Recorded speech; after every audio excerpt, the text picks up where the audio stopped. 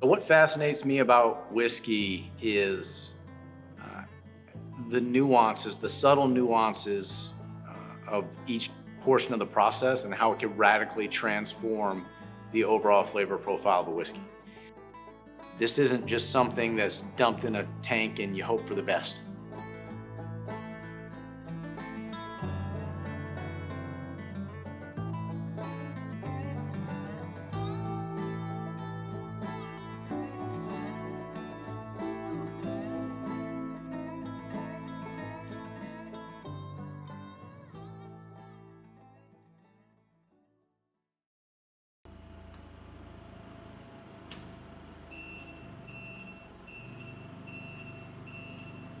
There are a lot of steps involved with the blending process here at Old Raleigh. It starts well before the time of us dumping barrels and blending it into a tank or dumping the barrels together.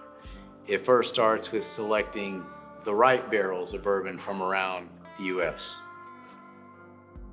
So we've got barrels of bourbon and whiskey, each of them with different mash bills. Each of them different ages, so ranging anywhere between 4 to 21 years old right now. And how I view our barrel inventory is a bit like a chef might view a spice rack. Our sources of bourbon are from around the country. And so that footwork's already been done. That was a 2.5 year process. And then once it's here, then it's selecting the barrels for the particular batches. Taking notes on each. So I've got to almost look at it like, we got all these barrels, here's a catalog. Here's a flavor profile of each.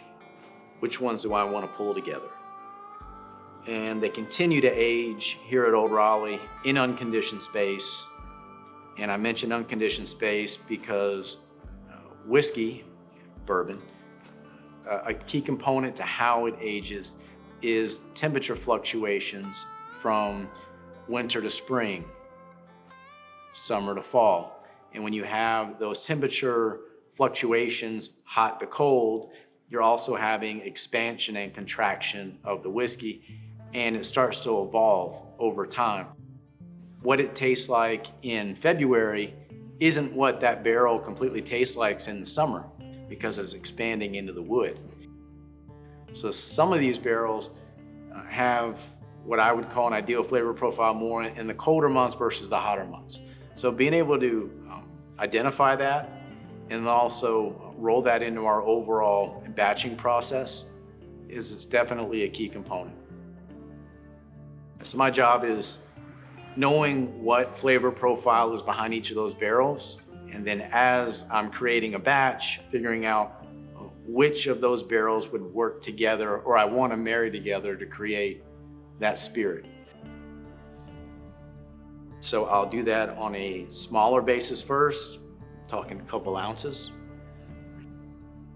Because we're not preaching consistency, it gives me a little creative freedom if I want to drive a batch in a different direction.